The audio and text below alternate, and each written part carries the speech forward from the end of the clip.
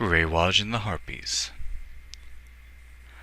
On the 12th of Hearthfire every year, the people of Hammerfell Township and Barony of Laneland celebrate Riglametha. Riglametha, in the Banthan dialect of the ancient Redgar tongue, means grateful offering, and is a festival of the graces the gods have granted the people of Laneland over the centuries. Tradition dictates the performance of a number of plays about the great moments from Laneland's past, and one of the most popular is Ghraewaj, which may be translated as the crows who were punished, or the crows who punish. Old Redgard is somewhat vague with its objective case. The story of Ghraewaj, as any Laneland child will tell you, is of the wicked sisterhood of Daedra worshippers who craft lies, curses, murders, and suicides to hurt the people of Laneland.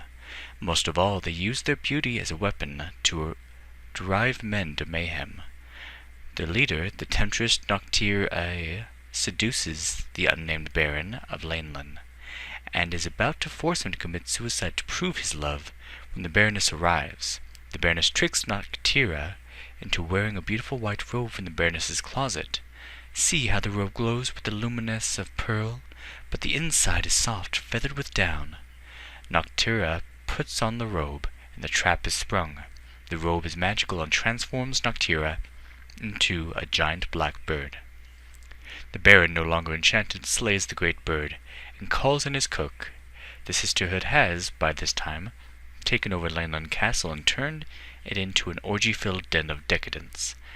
At the height of their frenzied debauch, the cook arrives with an enormous roast to keep their energy high. They dig into the deliciously prepared meal, and at the crescendo of their gorging, the Baron and Baroness appear to tell them all that they have just devoured their leader, Noctira. The women scream and caw, and suddenly they too are transformed by the magic of the robe into harpies, vicious half-bird creatures. The interesting thing about Ghraewaj, from a scholarly perspective, is how much the story has changed and continues to change over the years.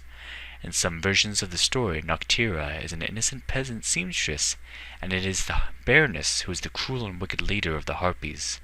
Noctira prays to Dibella and is given the charm to make the magical robe, and she and the Baron live happily ever after once the Harpies have feasted on the transformed Baroness. During the long reign of the Virgin Baroness of Laneland, Vianna the Pure, 2nd Era 120 to 2nd Era 148, the Baron was portrayed as a willing conspirator of Noctira. The Harpies thus have two birds to dine on. It is unlikely that trying to find the truth in the story is profitable research. Harpies are indeed a common nuisance in the Iliac Bay, particularly around Laneland. They do have their own tongue, and the few who have mastered it and not been devoured by their interviewees suggest that the Harpies have no more idea about their origins than we do. In a different vein, one of the best known of the Daedra princes is named Nocturnal, who is often portrayed as a beautiful dark woman holding two black crows. It is not a difficult etymologic trick to derive the name Noctira from nocturnal, or vice versa.